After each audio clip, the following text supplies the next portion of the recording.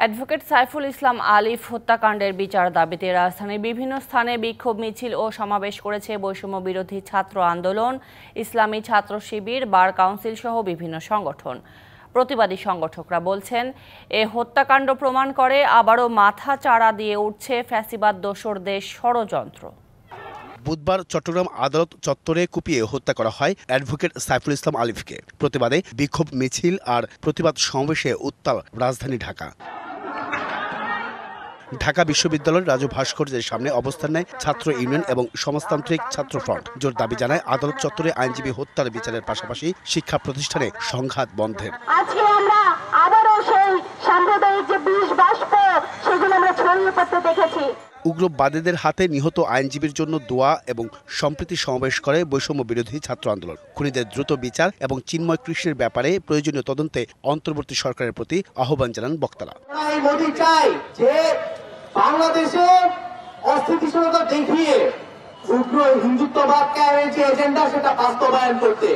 আপনাদেরকে বসানো হয়েছে জনগণের দায়িত্ব পালন করার জন্য, আপনারা যদি না করতে পারেন নগদের সর্বোচ্চ বার 167 টাকা রিচার্জে পাবেন 1 লাখ টাকা পুরস্কার। আরও আছে প্রতি সপ্তাহে পুরস্কার ও ক্যাশব্যাক।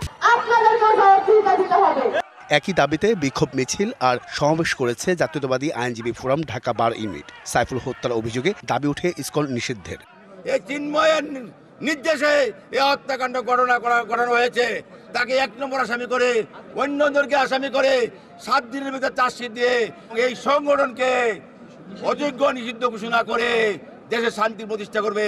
এদিকে সাম্প্রদায়িক দাঙ্গা সৃষ্টি করতে পরিকল্পিতভাবে চট্টগ্রামে আইনজীবীকে হত্যা করা হয়েছে বলে মন্তব্য করেছেন গণ অধিকার পরিষদের সভাপতি।